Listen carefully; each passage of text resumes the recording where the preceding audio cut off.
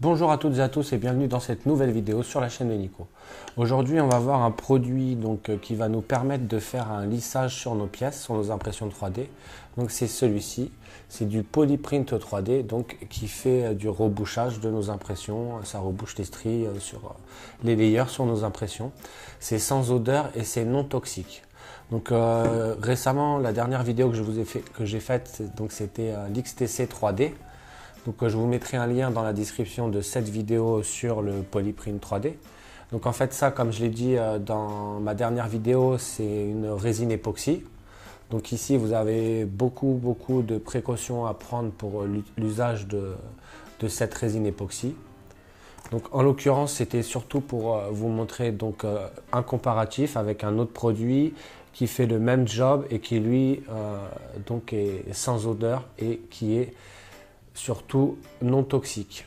Alors le sujet aujourd'hui, ça va être de lisser via le Polyprint 3D ce chat, d'accord. Donc ça a été imprimé sur une Prusa i3 do it yourself faite maison. On peut voir que c'est assez propre. Ça a été fait à partir de cette statue. Donc ça c'est une statue de chat, comme on peut le voir, quand je suis parti en Égypte j'ai ramené ça. Et en fait, ça a été fait à partir de... On peut voir que la taille est différente, hein, j'ai réduit l'échelle. Donc en fait, ça a été fait à partir de cette statue. Tout simplement en photogrammétrie. C'est pas du scan 3D, c'est de la photogrammétrie, je le répète. Et ça a été fait avec le logiciel Photoscan Pro. Donc en prenant un shoot de photos de cet objet à différents angles et vous pouvez sortir un mesh 3D, après l'imprimer et vous pouvez faire toutes sortes d'objets.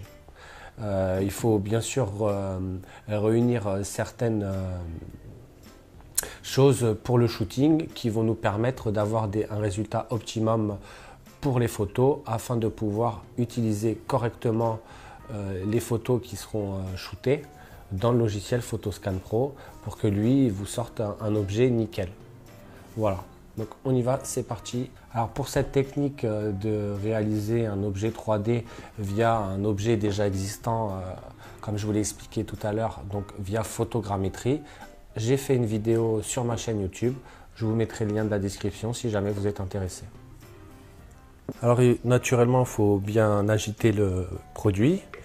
C'est un produit qui va bien résister aux UV, à l'humidité, aux variations de chaleur entre -20 et 100 degrés.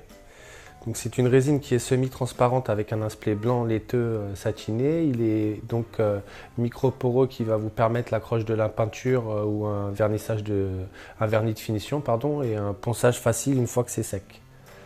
Alors celui-là c'est la version 115 ml et c'est à 13,95 €. Sinon ils font une version à 50 ml qui est à 7,95 €.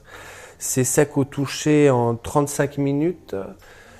Il y a entre chaque couche il faut attendre 1 heure et c'est complètement sec entre 12 et 15 heures selon la température ambiante de là où votre objet est exposé. Et le top du top, c'est qu'avec ce produit-là, on peut nettoyer nos outils à l'eau. Donc là, franchement, c'est nickel. Alors j'avais mon petit récipient à résine. J'ai simplement mis une petite quantité qui va nous permettre de faire l'objet. J'ai regardé sur le site internet de là où on peut obtenir l'objet et il y a pas mal d'informations dessus, notamment sur les composés organiques volatiles. Il est classé en catégorie A+. C'est au niveau des émissions dans l'air en intérieur. A+, en fait, ça atteste d'une très faible émission en COV. Donc les COV, comme je vous l'ai dit, c'est les composés organiques volatiles. Donc A+, c'est très faible. Ça ne veut pas dire qu'il n'y en a pas, mais en l'occurrence, c'est très faible. Donc déjà, c'est pas comparable avec le XTC 3D qui lui est une résine époxy et qui a, comme je vous l'avais dit dans la vidéo, il y a des amines à l'intérieur en fait qui sont elles cancérigènes. Alors pour l'utilisation du polyprint, vous pouvez poncer votre pièce. L'idéal également avant d'utiliser d'utiliser le produit, c'est de dégraisser la pièce à l'alcool avant d'appliquer donc la résine et d'appliquer des couches assez fines et d'en appliquer au moins 3 ou 4 pour avoir un résultat optimum. Après, une fois que tout a bien séché, vous faites un petit ponçage pour pouvoir encore avoir une meilleure adhérence pour pouvoir peindre si jamais vous voulez le peindre. Maintenant, ce n'est pas une obligation. Si vous le laissez avec 3 couches, pas besoin de ponçage. Une fois que c'est fini sans peinture, c'est très bien.